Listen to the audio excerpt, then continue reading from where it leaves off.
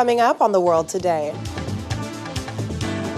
Oxfam International says billionaires have seen their wealth soar during the COVID-19 pandemic, while the world's poor face hardship as it demands steps to tackle inequality. Dutch Prime Minister Mark Rutte condemns protests against COVID-19 restrictions in the country.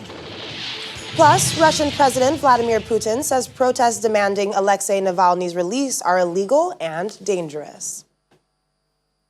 A warm welcome to our viewers here in Nigeria and around the world. I'm Akaite Afia in Lagos. Global charity Oxfam International is calling on the world's wealthiest billionaires to pitch in the fight against COVID-19. According to its Inequality Virus report, Oxfam says billionaires such as Amazon's Jeff Bezos and Tesla founder Elon Musk have seen their wealth soar during the pandemic, while the world's poor face years of hardship. COVID-19 has unleashed an economic storm that hit the poor and vulnerable hardest, with women and marginalized workers facing the worst of job losses, and the World Bank warning more than 100 million people could be pushed into extreme poverty. Oxfam says it could take more than a decade to reduce the number of people living in poverty back to pre-crisis levels. The Inequality Virus report really shows us that inequality has grown almost in every country in the world during this pandemic period. And Joining us now is Managing Director and Chief Executive Officer of Financial Derivatives Company Limited, Bismarck Rwane. Mr. Rwane, thanks for joining us on the program. Good afternoon. Nice to have me. So tell us, what do you make of the Inequality Report? First and foremost, the Inequality Report is not a surprise to anybody because the world is full of inequality. In any case, the Bible says, unto him who has more shall be given, and unto him who has none, even the little he has shall be taken away. So it's the capitalist world always rewards those who have ideas, who have capacity, and who can actually generate surplus. So since we're in a capitalist world, let us accept the fact that there'll be inequality. It is what the people who have do with what they have in giving back to society that matters. So the Inequality Report says that $540 billion was generated, the increase in the wealth of the top 10, $540 billion, which is enough to actually pay for vaccination for the rest of the world. So that's what it says. So the question is that fair to actually ask these people to pay all of their net worth gains to underwrite the cost of vaccination? If it was the other way, if they had lost $540 billion, what would you have told them to do? Who would have compensated them? So I think we have to understand that before we now launch into the main issue of inequality, fairness, and giving back to society. Well, to speak more on the idea of fairness, do you think that billionaires should give a little more since they've made a little more during the pandemic? Do you feel that they bear some responsibility during the pandemic? I don't think they bear responsibility during the pandemic, but they've made money out of the pandemic. There are always opportunities from every threat. But at the same time, they should give back to society because it is because society is there, it's because the markets exist that their companies have done well, and that's why they are making profits. So they owe a moral, financial responsibility to give back to society. In any case, they pay their taxes.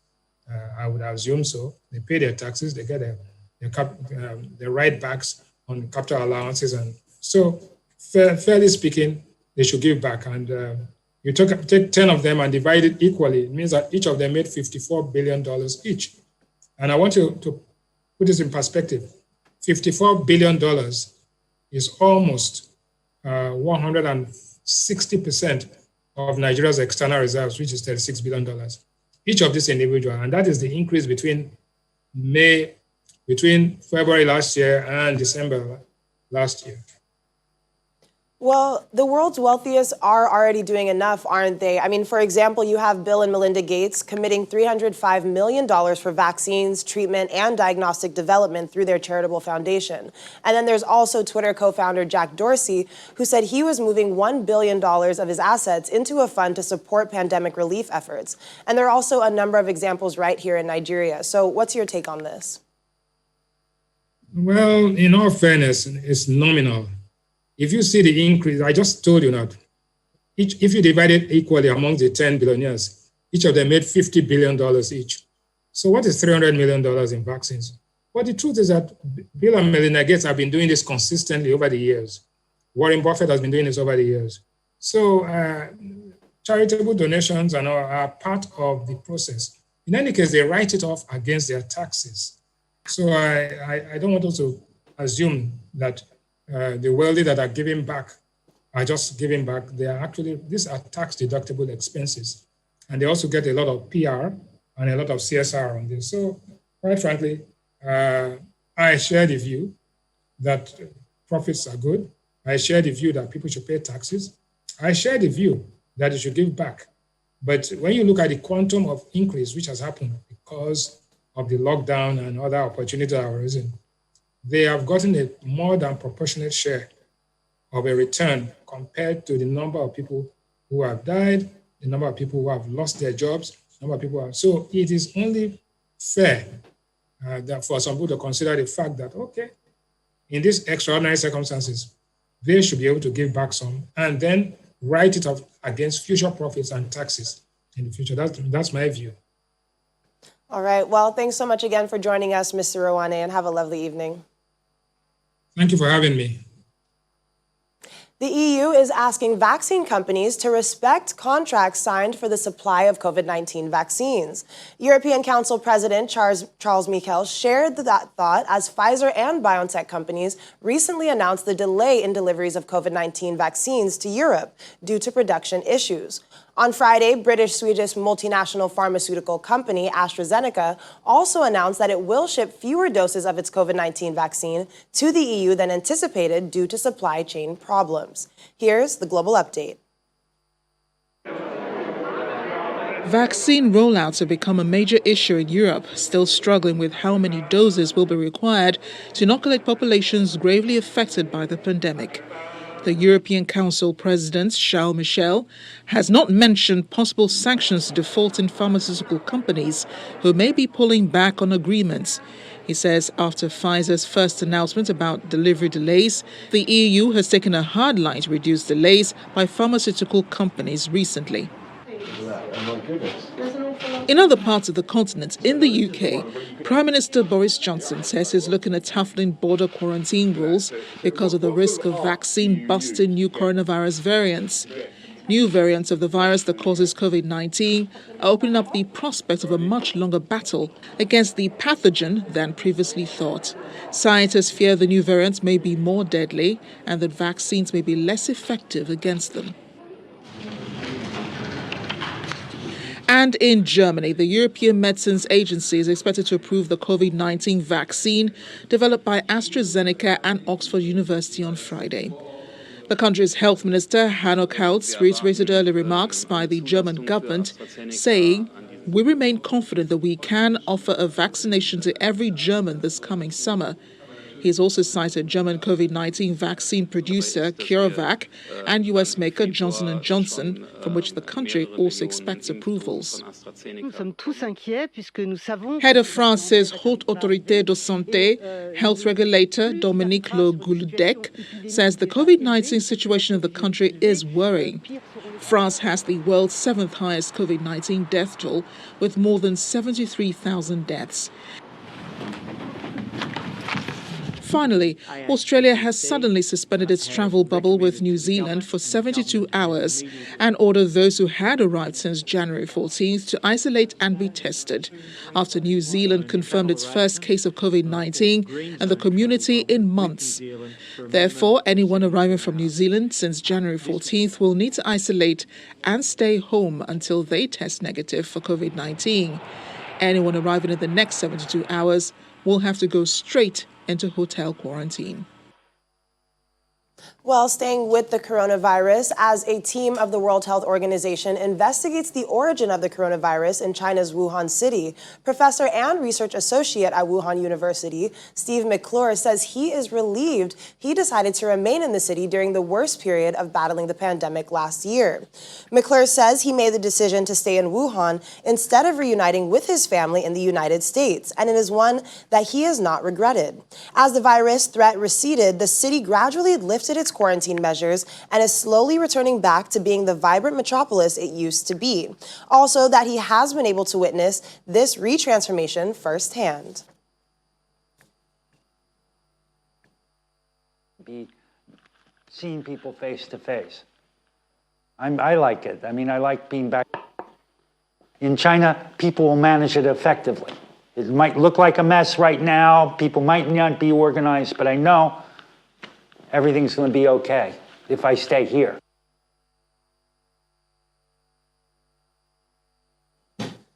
Clashes have broken out between Chinese and Indian troops at the border in North Sikkim.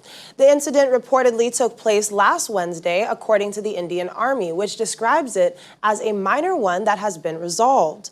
Tensions remain high along the world's longest disputed border as both sides claim large areas of territory. China's foreign ministry has not given details of the incident, but says China's troops are committed to upholding peace and urge India to refrain from actions that might escalate or complicate the situation along the border. It's mixed blessings in China following the rescue of miners trapped underground at a collapsed gold mine for 2 weeks. On Sunday, 11 of them were brought up and taken to the hospital. Rescuers continued working after that and have found 9 of the miners dead. 22 of them were trapped underground. The mayor of Yantai City in Shandong province, where the incident took place, confirmed the deaths. 1 miner is unaccounted for. The miners became trapped in the Husan mine when the entrance to the tunnel collapsed after a blast on January 10th.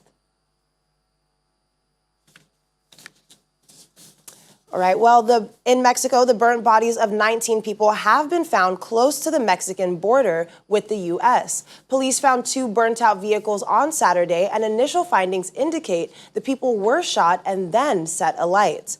The northeastern state of Tamaulipas, where the bodies were found, is known for violent killings and disappearances, often linked to powerful drug cartels who battle for territory. The Mexican government is fighting what it calls a war on drugs, and its security forces have previously been accused of detaining suspects who later go missing. In the latest incident, the bodies were found near the town of Camargo, which borders the U.S. state of Texas. Autopsies are underway, but the Tamaulipas State Prosecutor's Office said that the poor condition of the remains was complicating the procedures. Russian President Vladimir Putin has described calls over the weekend demanding the release of Kremlin critic Alexei Navalny illegal and dangerous. He was fielding questions from students and says no one should use illegal actions to further their own political interests. Police detained more than 3,000 people and used force to break up rallies across Russia on Saturday after tens of thousands of people ignored extreme cold and police warnings to publicly call for Navalny's release. Residents of southeastern Australia are experiencing rising temperatures, stoking brush fires near the city of Adelaide and driving crowds to the beaches on an extended long weekend in what has mostly been a wetter than normal summer. 6 firefighting aircraft and crews on the ground battled blazes in the Adelaide Hills, where 2 homes were damaged or destroyed. Investigations are underway into the cause. The fire risk has been downgraded, with residents urged to watch and act. Speaking of the weather, since its landfall in Mozambique, tropical cyclone Eloise has weakened and moved inland towards neighboring South Africa on Sunday, bringing heavy rainfall to the north of the country. Footage showed heavy rains and a damaged bridge submerged, with locals walking through floodwater in South Africa's Limpopo province. 6 people were killed in Mozambique, while the death toll from flooding in Eswatini, formerly known as Swaziland, now stands at 2, according to police. 3 people had been reported killed in Zimbabwe and 1 in Madagascar. Ongoing rains, though lightning, threatened further floods as the ground had already been oversaturated, South African Weather Service had said. Eloise is expected to move towards southwestern Botswana on Tuesday, according to the South African Weather Service, where it will cause heavy rain. More downpours are also expected in South Africa in the coming days. Ugandan opposition leader Bobi Wine says he is still effectively under house arrest, despite a court ordering security forces to stop surrounding his home. Troops have blocked the 38-year-old pop star turned politician from leaving his house in a suburb of the capital, Kampala, since he voted in the January 14th election, where he ran against long-serving incumbent president Yoweri Museveni.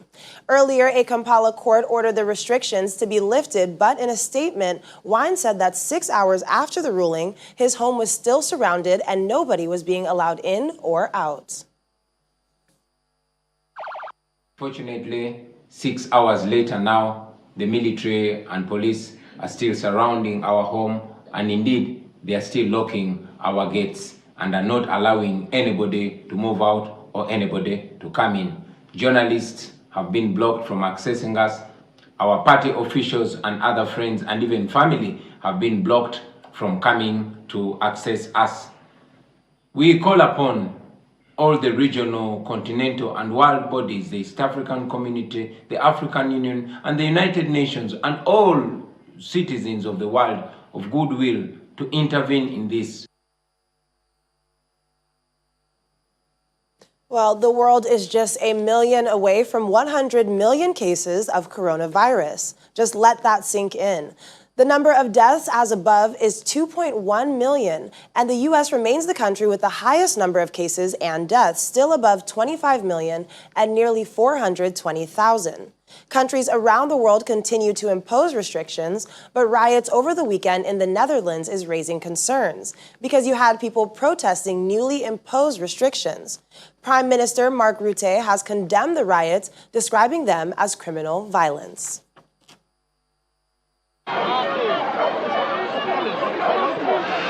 Rioters and police clashed over the weekend in the Netherlands, as many protested against the curfew introduced on Saturday. In the southern city of Eindhoven, protesters threw fireworks, looted supermarkets, and smashed shop windows. There were smaller protests in Amsterdam and in some cities and towns around the country. A nighttime curfew went into effect on Saturday in a bid to rein in the coronavirus.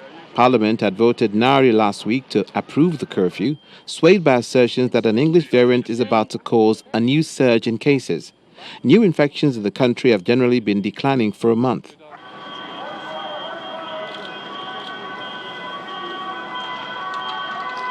The protest took a more violent turn on Sunday, with protesters throwing objects at police, wielding batons and shields as smoke rose from canisters strewn across the road.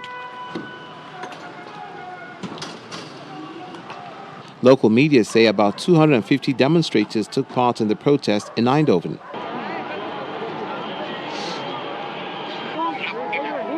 Dutch police used water cannons, dogs and mounted police to disperse the protests.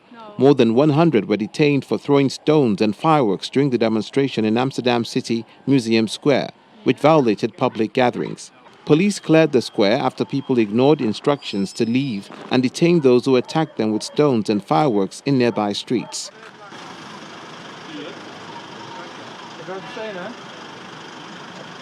The Prime Minister condemned what he called criminal violence. Addressing reporters earlier today, he says the protest had nothing to do with fighting for freedom and that the COVID-19 measures were not taken for fun. They were taken to fight the virus, which is robbing people of their freedom. Bars and restaurants have been shut in the country since October, while schools and non-essential shops closed last month.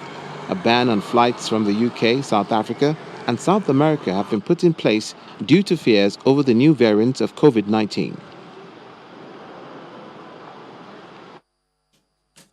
The European Union has said it would consider fresh sanctions on Russian individuals following the mass arrest. Leading the campaign is Lithuanian Foreign Minister Gabrielius Landsbergis, who says the EU must send a clear and decisive message to Russia.